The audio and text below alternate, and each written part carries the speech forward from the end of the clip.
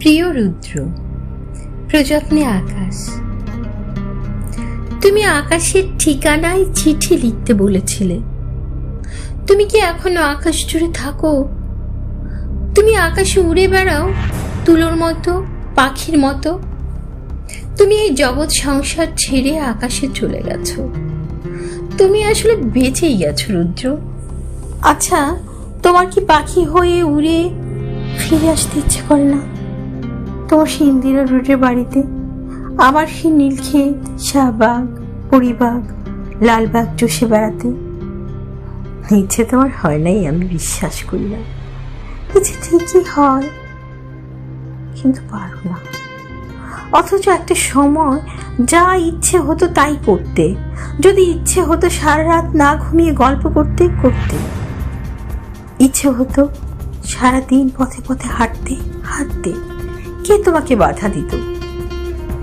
জীবন তোমার হাতের মুঠোয় ছিল। এই জীবন নিয়ে যেমন ইচ্ছে খেলেছ।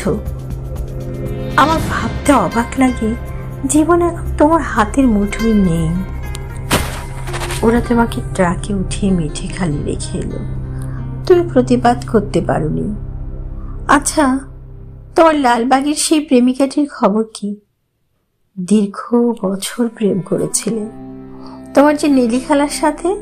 তার উদ্দেশ্যে তোমার দিস্তা দিস্তা প্রেমের কবিতা দেখে আমি কি ভীষণ কেঁদেছিলাম একদিন।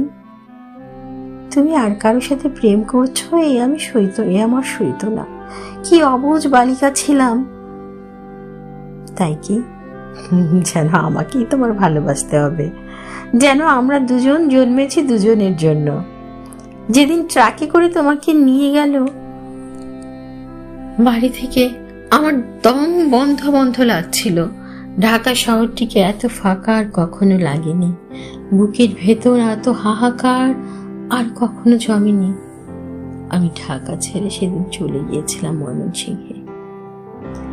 আমার ঘরে তোমার বাক্স ভর্তি চিঠিগুলো হাতে নিয়ে জন্মের কান্না কেঁদেছিলাম। আমাদের বিচ্ছেদ ছিল 4 বছরের। এত বছর পরও তুমি কি গভীর করে বুকের মধ্যে রয়ে গিয়েছিলে, সেদিন আমি টের পেয়েছি। আমার বড় হাসি পায় দেখে, যখন তোমার শয়ে শয়ে বন্ধু বেরোচ্ছে। তারা তখন কোথায় ছিল যখন পয়সার অভাবে তুমি একটা সিঙ্গারা খেয়ে দুপুর কাটিয়েছ? আমি না হয়তো ওর বন্ধু নই, তোমাকে ছেড়ে চলে এসেছিলাম বলে। এই যে এখন তোমার নামে যে মেলা হয়, তোমার চেনা একমাত্র আমিই বোধহয় সেখানে অনুপস্থিত থাকি। যারা এখন রুদ্র রুদ্র বলে মাতম করে, বুঝি না তারা তখন কোথায় ছিল। শেষ দিকে তুমি শিমুল নামের একটি মেয়েকে ভালোবাসতে, বিয়ের কথা হচ্ছিল। আমাকে শিমুলের সব গল্প একদিন শোনালে। শুনে তুমি বুঝোনি আমার কত কষ্ট হচ্ছিল। এই ভেবেছি তুমি কি অনায়াসে প্রেম করছো, তার গল্প শোনাচ্ছ।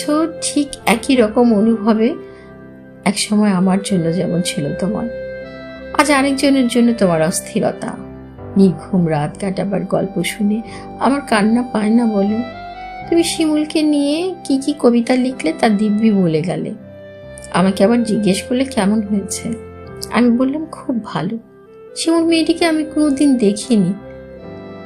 তুমি তাকে ভালোবাসো যখন নিজেই বললে, তখন আমার কষ্টটাকে বুঝতে দেইনি। তোমাকে ছেড়ে গেছে ঠিকই, কিন্তু অন্য কাউকে ভালোবাসতে পারিনি। ভালোবাসা যে যাকে তাকে বিলোপার জিনিস নয়। আকাশের সঙ্গে কত কথা হয় রোজ, কষ্টের কথা, সুখের কথা। একদিন আকাশ ভরা জ্যোৎস্নায় গা ভেসে যাচ্ছিল আমাদের। তুমি 2-4টি কষ্টের কথা বলে নিজের লেখা একটা কবিতা শুনিয়েছিলে। ভালো আছি, ভালো থেকো, আকাশের ঠিকানায় চিঠি দিও। মংলা বসে গানটি লিখেছিলে। মনে মনে তুমি কার চিঠি চেয়েছিলে? আমার, নীলি খালার, শিমুলের? অনেকদিন ইচ্ছে তোমাকে একটা চিঠি লিখি। একটা সময় ছিল তোমাকে প্রতিদিন চিঠি লিখতাম, তুমিও লিখতে প্রতিদিন। সেবার আরমানিটোলার বাড়িতে বসে দিলে তোমার আকাশের ঠিকানা। তুমি পাবে তো চিঠি। জীবন এবং জগতের তৃষ্ণা তো মানুষের কখনো মেটে না, তবু মানুষ আর কদিন বেঁচে থাকে বলো? দিন তো ফুরোয়, আমারও কি দিন ফুরোচ্ছে না? তুমি ভালো থেকো, আমি ভালো নেই। ইতি সকাল। পুনশ্চ। আমাকে সকাল বলে ডাকতে তুমি, কতকাল ওই ডাক শুনি না। তুমি কি আকাশ থেকে সকাল, আমার সকাল মাঝে মধ্যে ডাকো, নাকি আমি ভুল শুনি?